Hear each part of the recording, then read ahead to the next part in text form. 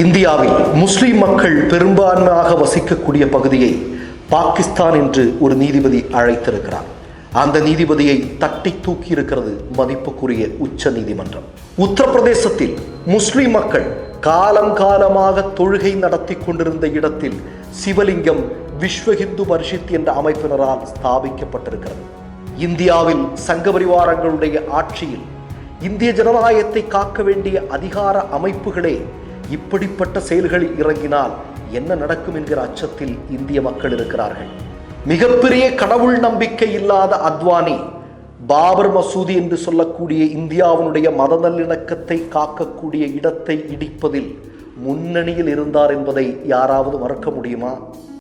Mister perfect extra gold திருமணமான ஆண்களுக்கு திருப்பு முனையை ஏற்படுத்தும் ஹலாலான இயற்கை வியாகரா.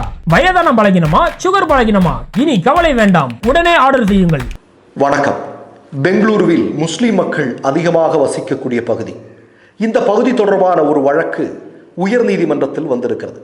பெங்களூரு உயர் நீதிமன்றத்தில் இந்த வழக்கு தொடர்பான விசாரணை நடைபெற்றுக் கொண்டிருக்கும் போது அந்த பகுதியில் முஸ்லிம் மக்கள் பெரும்பான்மையாக வசிக்கிறார்கள் என்கிற காரணத்தால் அங்கு நீதிபதியாக பதவியில் இருக்கக்கூடிய நபர் பாகிஸ்தான் என்று அந்த பகுதியை அழைத்திருக்கிறார். இது மிகப்பெரிய கண்டனங்களை பதிவு செய்திருக்கிறது. சமூக ஊடகங்களில் இந்திய மக்கள் இந்த நீதிபதிக்கு எதிராக கலக குரல்களை எழுப்பிக் கொண்டிருக்கிறார்கள். போதாக்குறைக்கு இப்படி ஒரு பேச்சை பேசினார் என்பதற்காக மதிப்புக்குரிய நம்முடைய சுப்ரீம் கோர்ட் தன்னிச்சையாக இவர் மீது வழக்கு பதிவு செய்திருக்கிறது. அவருடைய பெயர் என்ன தெரியுமா? ஸ்ரீஷானந்தா என்று சொல்லக்கூடிய நபர். இவர் அன்றைய தினத்தில் ஒரு பெண் வழக்கறிஞரிடம் கூட சில வார்த்தைகளை, மோசமான வார்த்தைகளை பிரயோகித்தார் என்பதற்காக அவர் மீது கண்டனங்கள் பதிவு செய்யப்பட்டு கொண்டிருந்த அதே வேளையில்தான் முஸ்லிம் மக்கள் ஒரு பகுதியில் பெரும்பான்மையாக இருக்கிறார்கள் என்கிற காரணத்திற்காக அந்த இடத்தை பாகிஸ்தான் என்று சொல்லியிருக்கிறார்.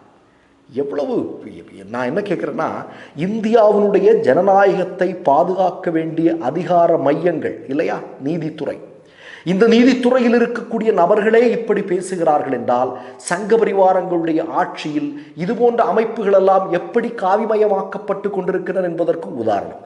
சமீபத்தில் கூட உங்களுக்கு தெரியும், சில தினங்களுக்கு முன்பு என்ன நிகழ்ந்தது? நம்முடைய உயர் நீதிமன்றத்தினுடைய நீதிபதியாக இருக்கக்கூடிய, உச்ச நீதிமன்றத்தினுடைய நீதிபதியாக இருக்கக்கூடிய சந்திரசூட், அவருடைய வீட்டில் விநாயகர் சதுர்த்தி கொண்டாடப்படுகிறது. அந்த நிகழ்வில் நம்முடைய பிரதமர் மோடி கலந்து கொள்கிறார்.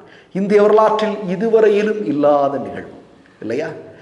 அதாவது நம்முடைய மதிப்புக்குரிய சுப்ரீம் கோர்ட்ல நீதிபதிகளாக இருந்த நபர்கள் எல்லாம் சங்க பரிவாரங்கள் நினைக்கக்கூடிய அல்லது சங்க பரிவாரங்களுக்கு ஆதரவான நீதிகள் எப்போதெல்லாம் பிறப்பிக்கப்பட்டதோ அப்போதெல்லாம் அவர்களுக்கு என்ன சன்மானங்கள் பின்னாளில் வழங்கப்பட்டது என்பதையும் பார்க்கிறோம்.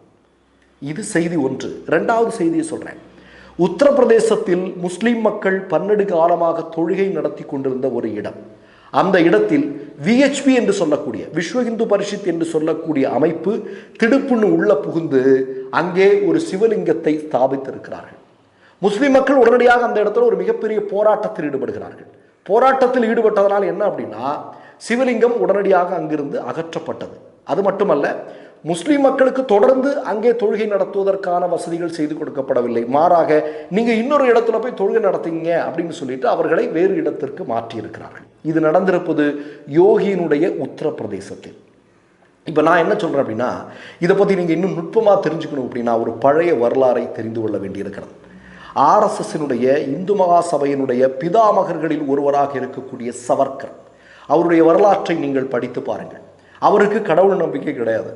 அவர் மாமிசங்கள் விரும்பி சாப்பிடக்கூடியவர். அவருக்கு இந்து மதத்தில் சொல்லப்படக்கூடிய மூட நம்பிக்கைகளின் மீது நம்பிக்கை இருந்ததில்லை. அதாவது குறிப்பாக நீங்கள் சொல்லணும் அப்படின்னா, சவர்கருடைய மனைவி, அவருடைய பையனெல்லாம் இறந்த போது அந்த இறுதிச் சடங்கு தொடர்பான விஷயங்கள்ல அவர் தன்னை ஈடுபடுத்திக் கொள்ளவில்லை. இதெல்லாம் இருக்கு. ஆனால் சவர்கர் என்ன செஞ்சார் அப்படிங்கிறத பார்க்கணும். 1930களுடைய துவக்கத்தில் டெல்லியில் ஒரு சிவன் கோயில் இடிக்கப்படுகிறது. இது தொடர்பாக உடனடியாக களத்தில் குதிக்கிறார். இதை இவர்கள் நினைக்கக்கூடிய இந்துத்துவ ராஷ்டிரத்திற்கு இதை எப்படி பயன்படுத்த முடியும் என்பதை அவர் எழுத்தின் மூலமாகவும் பல்வேறு செயல்களின் மூலமாகவும் அவர் அதை நடத்தி காட்டினார் என்பதை பார்க்க வேண்டியிருக்கிறது. அப்போ கடவுள் நம்பிக்கை இல்லாத ஒரு நபர் கோயில் இடிப்பு தொடர்பாக தன்னை ஈடுபடுத்திக் கொள்கிறார் அப்படின்னா இது இவர்களுடைய மிகப்பெரிய ஆயுதமாக காலம் காலமாக இருந்து வருகிறது. அத்வானிக்கு கூட மிகப்பெரிய கடவுள் நம்பிக்கை இருந்ததாக நமக்கு தெரியாது.